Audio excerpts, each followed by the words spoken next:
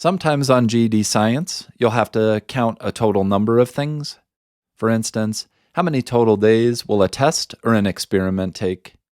And they'll give you multiple parts of the setup. But we're going to go over some nice shortcuts to do this quickly. Let's do it. A forensic lab sequences DNA from 5 individuals. Sounds like a dateline. Each test takes 3 days, and only one test can be run at a time. Again, how many total days will the testing take? Okay, we've got 5 people. Their tests take 3 days each. But can't we just do them all together and get it over with in 3 days? Well, they do say only one test can be run at a time. They probably only have one machine to do these tests, so they'll have to go back to back. One person will take 3 days, the next one will take 3 more days, and so on. So let's write this out.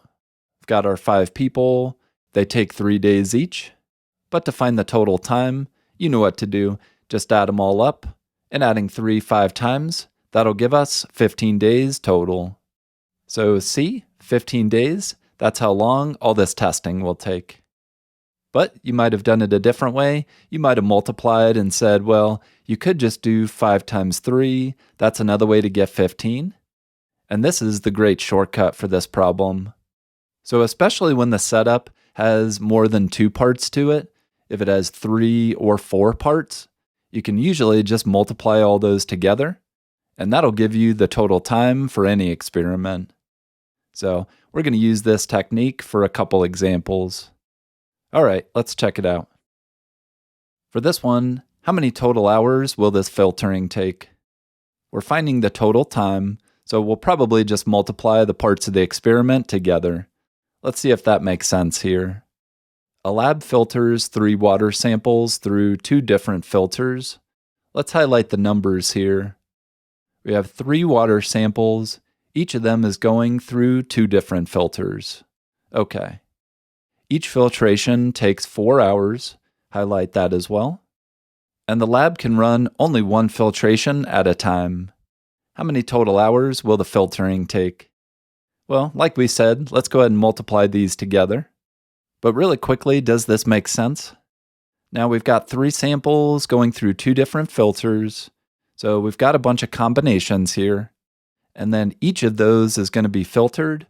Each of those takes 4 hours. So it does make sense why we might multiply these. Let's go ahead and do it and see what we get.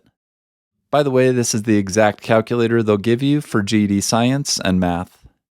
Okay, we'll do 3 samples times our 2 filters times 4 hours each. And enter. 24. That shows up in the answer, so this is actually the correct one. It's going to take 24 hours for all of this filtering. But you might have thought, well, I don't really get why we multiplied here. Let's break this down a little bit. Let's call our 3 water samples 1, 2, and 3. Now each of these is going to go through 2 different filters. We'll call those A and B. Let's count how many things are we filtering total. Well, this one has to go through both filters. So 1, 2, same here, 3, 4, and 5 and 6. So we have 6 filtrations total. But that's where the 3 times 2 came from. Because 3 times 2, that's another way to get 6 right here. This is just all the combinations of the samples through the filters. So this gets the test set up. Then each filtration takes 4 hours. In other words, each of these 6 things will take 4 hours to filter. That's why we multiply by 4 at the end. And here we go, because 6 times 4, that gives us 24.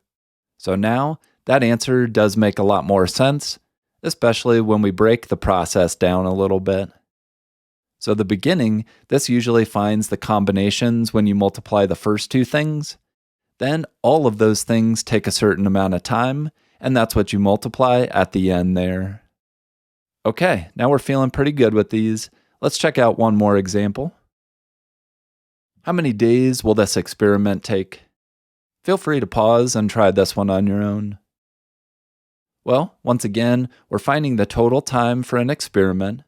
We're probably just going to multiply the different parts of it together. So let's do it.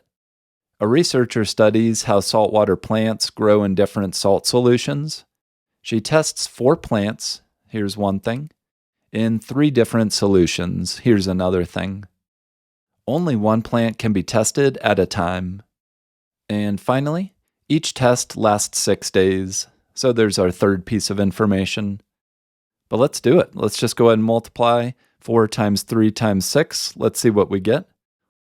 This time we have 4 plants. They're going to be in 3 solutions. And each of those will be in there for 6 days apiece. And enter. 72. Therefore, just type in 72. And that is how many days this experiment will take. So this is the correct option. And breaking it down, we see these are the 4 plants right here. They're going to go into 3 different solutions over here. Let's count all the combinations. We've got 1, 2, 3. This one's also going to go in 3, and 3, and 3. So if you add 3 4 times, same thing as 4 times 3, there's 12 combinations of plants in their solutions. Then, all of those are going to be tested for 6 days apiece. That's why we multiply by the time at the end. So that's it. Combinations times the time, and boom, that'll give us the correct total time. Okay, but just a heads up, not every problem finding a total or combinations is going to be multiplying. Let's look at a different example now. How many different combinations are possible? But this is the key word. When you see combinations, there's actually a button on the calculator that'll find this exactly. Let's read through. A chemist has 7 solutions and mixes different combinations of 2 solutions for research. Let's go ahead and highlight. We have 7 solutions total, and we're making combinations of 2 of them. Same thing as forming little groups of 2 of them from the 7. How many different combinations are possible? Well, for this one, you actually could just write out 7 letters to represent the 7 solutions, and then start forming groups of 2. So we could do A and B, that's one group.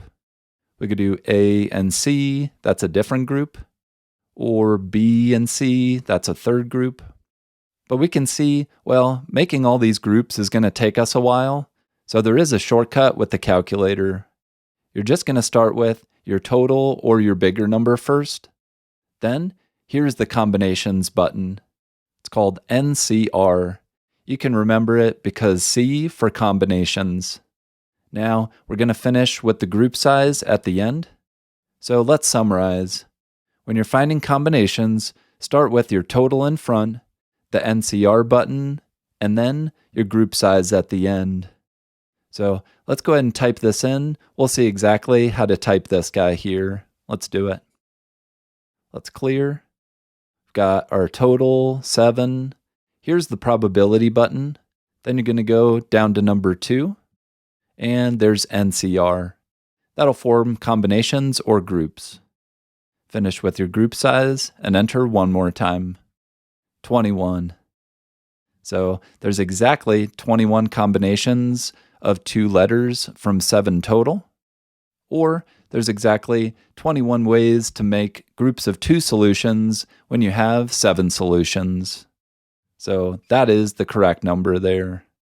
And again, we could keep forming these groups and see if we get exactly 21, but we don't really want to. So let's keep going. All right, one last one. Once again, we see combinations here. We're like, oh yeah, we know how to do this now. A food scientist wants to understand how preservatives work together. She has 6 preservatives and tests different groups of 3 of them. We've got our bigger amount, our smaller amount. In other words, we have our total and our group size. Let's go ahead and do this.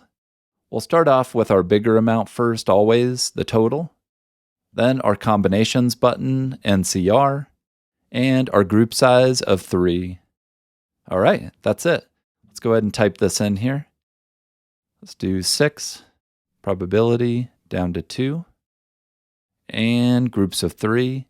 How many groups of 3 can we form from 6 things total? Let's see.